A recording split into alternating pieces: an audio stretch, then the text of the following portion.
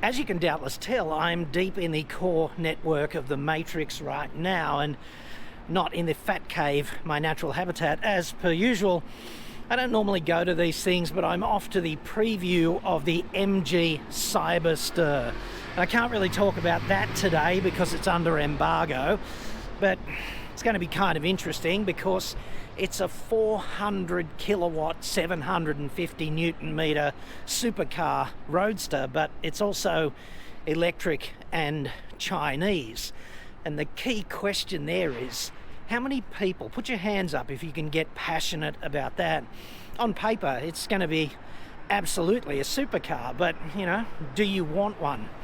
That's the question. I guess that's a really important commercial question for MG as well, because at the end of the day, it's nice to have a halo car, but it's no good if nobody buys it. So there's that. Anyway, between now and that, I wanted to answer a question from one of you. A guy named Ian Knight contacted me just the other day, and he kind of said, I'm a bit confused about tyre rotation, which tells me that he's a habitual car maintainer.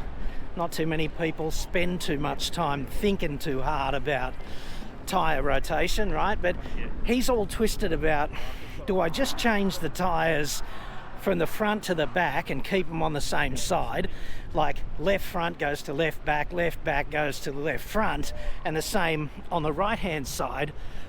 Or do we do it a little bit more advanced than that and do the whole diagonal pattern where even perhaps you engage the spare tyre? This video is sponsored by Olight, which has just kicked off its massive winter sale. The sale starts essentially now and runs until midnight on Friday the 26th of July.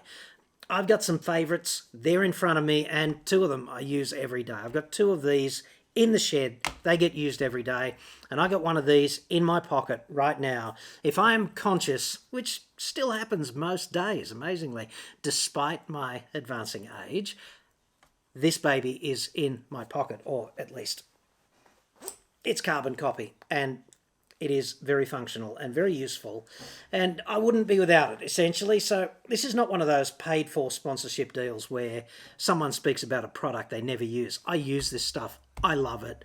I'm a huge supporter of Olight because of the value and quality intersection. Olight wanted to extend to you a further 5% discount for being a loyal Auto Expert viewer. And all you have to do for that, I'll put a code in the description. It's JC5, and you will get a further 5% on top of the already massive discounts during the sale, up to 50%. So that's up to 55% for you right now between now and Friday at midnight.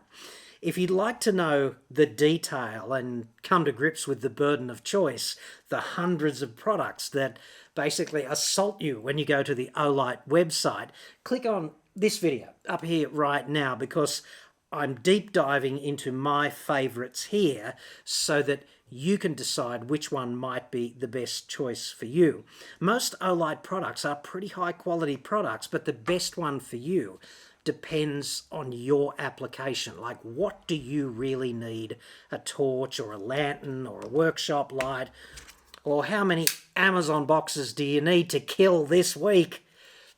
That kind of thing. So if you'd like to drill down into which one for you, I'll do that separately. And now we'll go back to me in the wilderness. What I do is, on the equinox and the solstice, which is 4 times a year, I just put the back tyres on the front and the front tyres on the back, and that's good enough for me to keep the wear rates under control, which after all is why you do this.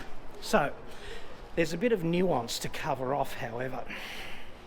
So I'd suggest that the first thing is, if you've got directional tyres on your car, which are the ones with the really deep V-groove in the tread face, you can't change them side to side because they'll be running backwards. So there's that. And for this reason, I would always suggest that you have a little look at the owner's manual, because the owner's manual will tell you what the manufacturer recommends from a tyre rotation point of view, and then you'll get the definitive answer from them. You won't be talking to mates and reading pages on tyre company websites which perhaps were put together by the intern or something, you'll actually get it from the horse's mouth, or at least the manufacturer's mouth. If you've got, incidentally, the reason for the whole directional tyre thing is when you look at cars like this, when you're looking at that left-hand side, right, and the car's driving forward, that tyre is rotating counterclockwise. When you look at the right-hand side of the car, which would be that car over there on the other side of the road, when it's driving forwards, the tyres are rotating clockwise. Okay, so even though a case could be put that the tyres are all rotating in the same direction because you're all going from A to B and you're all getting there at the same time, more or less, the tyres are spinning in the opposite sense from side to side, counterclockwise on the left, clockwise on the right. And if you swap them from side to side in a directional tyre, they absolutely do not spin the right way to eject the water when it rains, and that is more or less a world-class fail. Okay, so you really don't want to do that. If you've got asymmetric tyres or just cheap conventional tyres, then this constraint does not apply to you, but you still need to be a bit careful about the rationale, like the reason that you're doing this stuff. So with an asymmetric tyre, you've always got to check that the word outside is actually there on the outside of the tyre, otherwise it will be fitted the wrong way on the rim. But the beauty of asymmetric tyres is that they can run either way. They can be on the left hand side or the right hand side. As long as the outside of the tyre is facing the outside of the rim, you're sweet from the point of view of the tyre being in the right position. So side-to-side rotation, side-to-side swapping of the tyres is absolutely fine. There's no real operational problem with that. So why do I just change the tyres from front to back? It's easier, and what you're doing this for, the tyre rotation thing, it's really just there to minimise wear, okay? There's no magic behind tyre rotation. It's just there to minimise the wear. So in Australia, left-hand tyres wear out quicker than right-hand tyres typically for two reasons. Because the verge is on the left, and that's typically rougher. The road tends to fall apart on the left before it falls apart on the right. And then the other reason is left turns are tighter than right turns because the radius is less with a left-hand turn compared with a right-hand turn.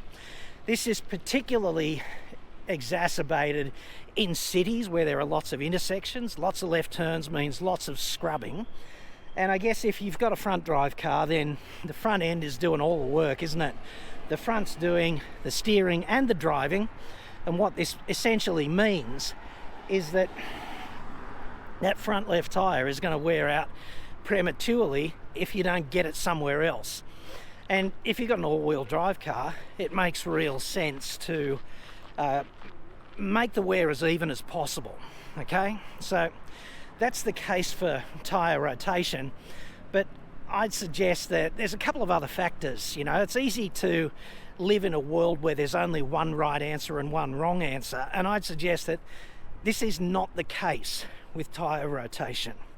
It's okay to involve the spare if you really want to do that. I can't be asked doing it because a tyre is what, $200, and if your spare lasts 10 years before the rubber goes off, then that's $20 a year, which is like 38 cents a week. So if you keep your car for 10 years and it's got the original spare, just bin it and go again. It statistically costs you zero, okay? No point doing that, it's just busy work. And when it comes to side or front to back, just what do you get a decent result out of doing? That's relevant too. If you do change the tyres side to side, there is an argument that the shearing forces, because they're rotating in the opposite sense, you've changed a clockwise rotation on the right to a counterclockwise rotation on the left, there's an argument that the shearing through the tread face is different because the tyre's rotating in a different direction. But I've never heard of a negative result flowing from that. most people don't rotate their tyres at all. They do bugger all maintenance. They take the car to the dealership once every 12 months and maybe the dealer rotates the tyres, but how would they really know?